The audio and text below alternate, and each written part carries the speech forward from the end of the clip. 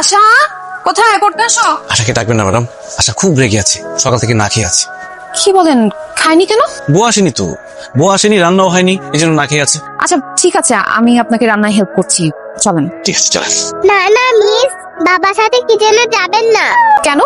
বাবা তোমার হাত ধরবে। কি? ফালতু কথা বলবে না। তুমি কিভাবে জানো আমি রান্না করে গেলে তোমার ম্যাডামের হাত ধরবো?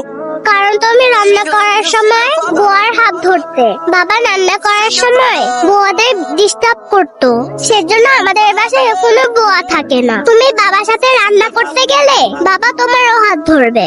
কত বড় মিথ্যাবাদী দেখেছেন ম্যাডাম, আমাকে দেখলে কি আপনার এরকম মনে হয়? আই চুপ করেন আপনি, বাচ্চারা কখনো মিথ্যা কথা বলে না।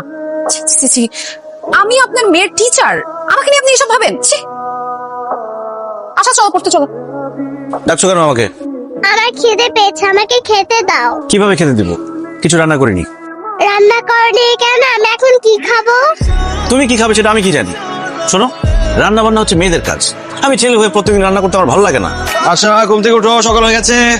আম্মু আম্মু ওঠো, আমি একটু ঘুমাতে চাই। স্কুলে যেতে হবে না? ওঠো মা, আসো আসো আসো, ওঠো ওঠো। ঘুমাতে চাই। চলো চলো চলো, দেরি হয়ে যাচ্ছে, দেরি হয়ে যাচ্ছে, আসো আসো আসো। ও বাবা রে।